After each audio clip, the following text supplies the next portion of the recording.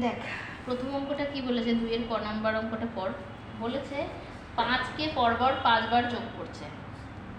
তাহলে 5কে যদি 5 বার যোগ করা যায়, দেখ 5কে 5 বার এরকম যোগ না করে আমরা কি লিখতে পারি, 5 গুণ 5 লিখতে পারি।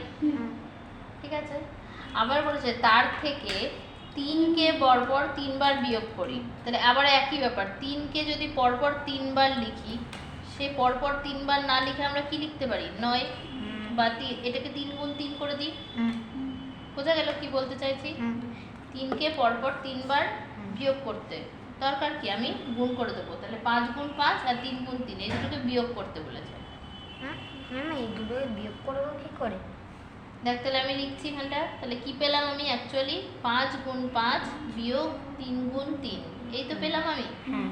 তাহলে 5 গুণ 5 সমান সমান কত, 5 5 এ 25, বিয়োগটা এখানে বসিয়ে দিলাম। আবার 3 3কে 9, তাহলে 25 থেকে 9 বাদ দিলে কত হয়, 16।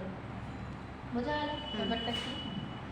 তাহলে এবার লিখছে কত, তাহলে কি লিখবো, এবার লিখে দিলাম বিয়োগফল 16 হবে, এরকম লিখে দিলাম। বোঝা গেল অঙ্কটা? বোঝা গেছে অঙ্কটা? করতে পারবি? করে ফেলতে হবে একবার। দেখ পরের অঙ্কটা কি বলছে, 18টি লেবু থেকে প্রথমে 2টি, পরে 3টি ও সবশেষে 4টি লেবু দিয়ে দিলে অবশিষ্ট কটি পড়ে থাকবে। তাহলে দেখ কি বলেছে, প্রথমে বলেছে 18টি লেবু, তাহলে প্রথমে কতটা লেবু ছিল, 18টা, লিখে নিলাম 18। এবার বলছে প্রথমে কটা দিয়ে দিয়েছে, 2টো, তাহলে 2টো কাউকে যদি দিয়ে দিই তাহলে 2টো বাদ হয়ে যাবে না? তাহলে প্রথমে 2টো দিয়ে দিল, পরে 3টে, তাহলে আবার 3টে দিয়ে দিল, 3টে বাদ। আবার সবশেষে 4টে, আবার 4টে দিয়ে দিল, 4টে বাদ। তাহলে কটি পড়ে থাকবে, কি করতে হবে? টুলটাকে বারবার নড়াচ্ছিস কেন, দেখতে পাবি না তো পরে আর ভিডিওতে। বুঝতে পারছিস? তাহলে কি করলাম, দিয়ে দিচ্ছি মানে কাউকে বাদ দিয়ে দিচ্ছি, তাই 18 থেকে বিয়োগ দিয়ে দিলাম। ঠিক আছে। এবার তোদেরকে যেমন ভাবে শিখিয়েছি করতে পারবি। কি শিখিয়েছি, 18 যেখানে বিয়োগ থাকে সেগুলোকে এক ঘরে রেখে বন্ধ করে দিতে হয়। করে দিলাম বন্ধ। আবার দেখ 4 আর 3 এ 7, 7 আর 2 এ 9, 9, তাহলে 18 থেকে 9 বাদ দিলে 9। তাহলে কি বলেছে, সবশেষে কটি লেবু পড়ে থাকলে, উত্তর লিখবই সবশেষে 9টি লেবু পড়ে থাকলো। হলো? বোঝা গেছে? পারবি এটা? দেখ বলেছে 3টি সংখ্যার যোগফল 128। মনে করলাম আমি এই একটা সংখ্যা, এই একটা সংখ্যা, 3টে সংখ্যার যোগফল কত হবে, 128, এটা বলে দিল।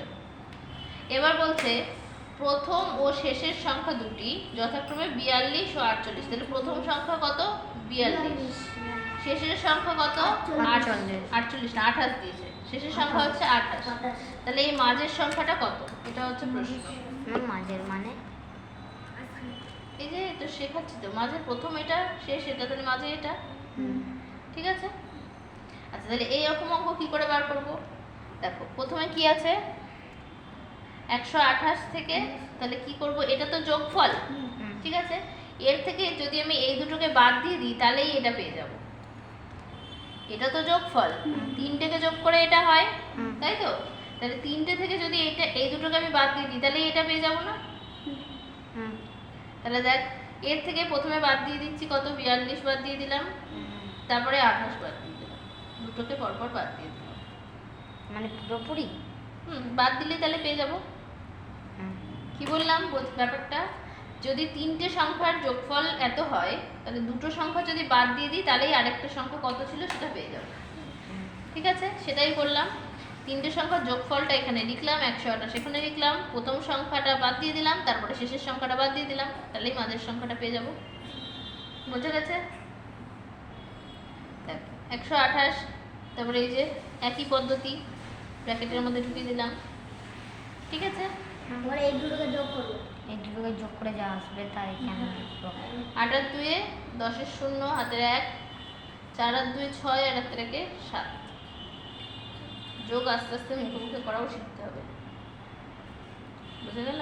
সব সময় পাতানোর সময় থাকবে না পরীক্ষাতে, যেমন ম্যাচে থাকে। আবার এখানেও দেখ বলছি, 0 থেকে 8 ক ঘর, 8 ঘর। হুম। ঠিক আছে, 7 থেকে 12 ক ঘর? 5 ঘর। 5 ঘর হিসাব করে করে করতে হবে। তাহলে উত্তর কি লিখবে? মাঝের সংখ্যাটি